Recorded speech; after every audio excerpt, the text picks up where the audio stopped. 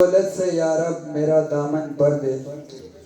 اب میں اپنے اسکول کے ٹیچر ارشد ایوب سے ملتمس ہوں کہ وہ آئیں اور اپنے خیالات کا اظہار کریں۔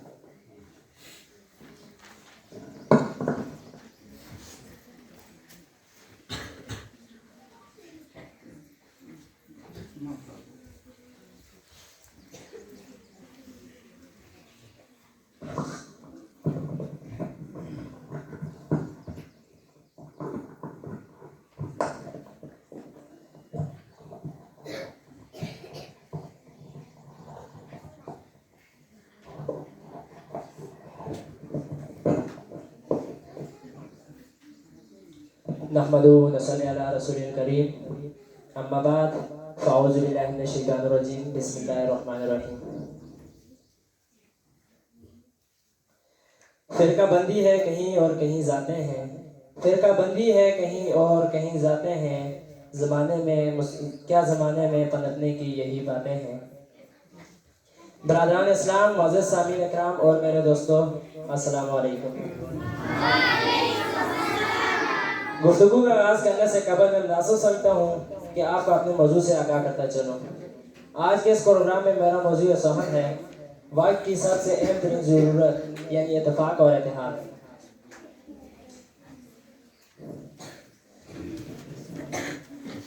ہوا کی زد پہ دیا جلانا جلا کے رکھنا کمال یہ ہے، ہوا کی زد پہ دیا جلانا جلا کے رکھنا کمال یہ ہے، ذرا سی بات پہ توڑ دیتے ہیں سب تعلق زمانے والے، سو ایسے ویسوں سے بھی تعلق بنا کے رکھنا کمال یہ ہے، حال اپنا مزاج اپنا پسند اپنی کمال اپنا، جو خدا چاہے وہ حال اپنا بنا کے رکھنا کمال یہ ہے، کسی کو دینا یہ مشورہ کہ دکھ بچھڑنے کا بھول جائے، سو ایسے لمحوں میں آنسو اپنے سنبھال کے رکھنا کمال یہ ہے، کسی کی راہ سے خدا کی خاطر اٹھا کے کانٹے ہٹا کے پتھر، پھر اس کے سامنے نظریں اپنی جھکا کے رکھنا کمال یہ ہے۔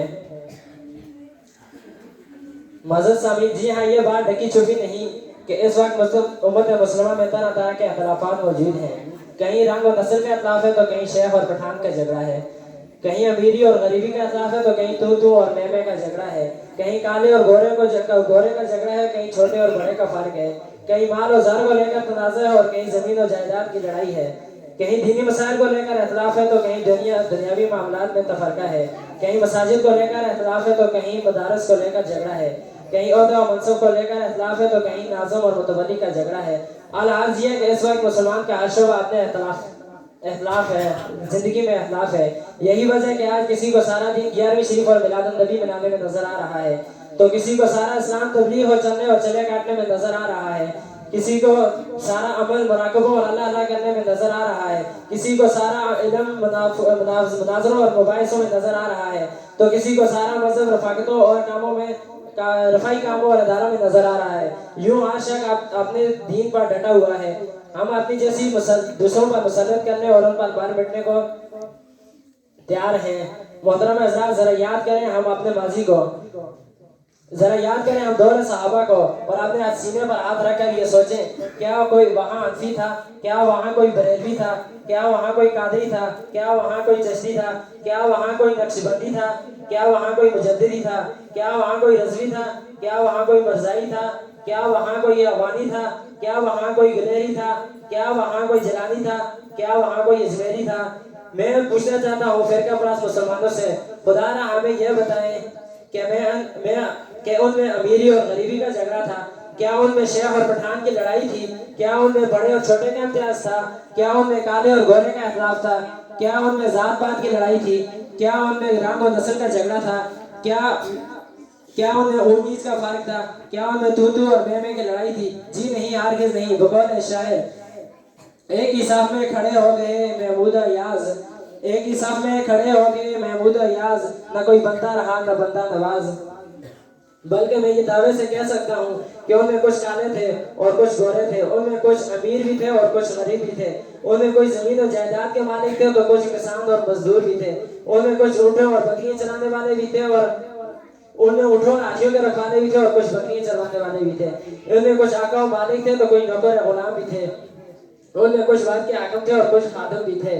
جی ہاں مجھے کہنے دیا جائے، ان میں عثمان غنی اور بلال حبشی تھے، ان میں صہیب رومی بھی تھے اور سلمان فارسی بھی تھے، ان میں ابو ذر غفاری بھی تھے اور طفیل دوسی بھی تھے، ان میں عطی تائی بھی تھے اور سراغ جیشی بھی تھے، ان میں خالد بن ولید، ان میں مالدار مدینہ حضرت ابو طلحہ بھی تھے تو فاقہ کا حضرت ایوب انصاری بھی تھے، ان میں سپاہ سالار خالد بن ولید بھی تھے تو کمزور نبینہ حضرت عبداللہ بن ابن ممدوح بھی تھے کیا، لیکن قربان جائے ان کی اس سماعت پر الحمدللہ آج اتحاد، ان کا کیا اتحاد تھا، کیا محبت تھی، کیا ہوت تھا، کیا بھائی چارہ تھا، کیا قربانی تھی، کوئی چھوٹا نہیں، کوئی بڑا نہیں، کوئی کالا نہیں، کوئی گورا نہیں، کوئی حاکم نہیں، کوئی محکوم نہیں، کوئی امام نہیں، کوئی امیر نہیں، کوئی غریب نہیں، کوئی طاقتور نہیں، کوئی کمزور نہیں، بلکہ سب کے سب ایک تھے، نیک تھے، متفق تھے، مہربان تھے، مخلص تھے اور ایک دوسرے کے معاون مددگار تھے اور ایک دوسرے کے بھائی اور یار تھے۔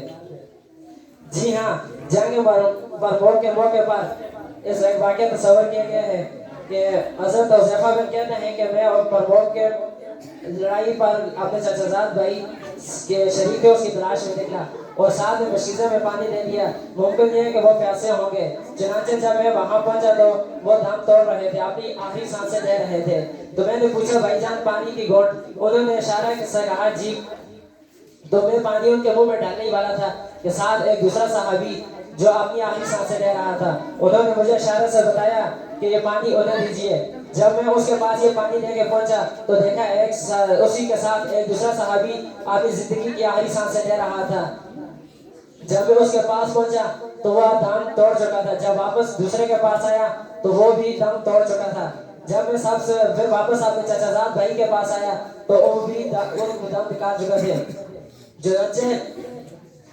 ہمیں اس واقعے سے یہ اندازہ لگائیں کہ ان میں اس قدر ایک دوسرے کے لیے رواداری تھی اور ایک دوسرے سے محبت کیا کرتے تھے، کیا بھائی چارہ تھا، کیا محبت تھی، ایک دوسرے کے لیے اپنی جانوں قربان کرتے تھے۔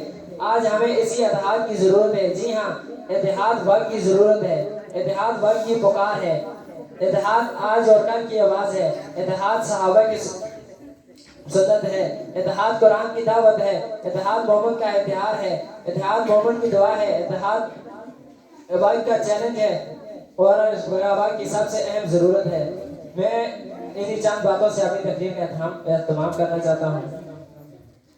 منفقت ایک ہے اس قوم کی نقصان بھی ہے، منفقت ایک ہے اس قوم کی نقصان بھی ہے، ایک ہی سب کا نبی دین بھی ایمان بھی ہے، حرم پاک بھی ہے، اللہ بھی ہے، قرآن بھی ہے، حرم پاک بھی ہے، اللہ بھی ہے، قرآن بھی ہے، کیا بڑی بات تھی ہوتے جو مسلمان بھی ہے۔ والسلام۔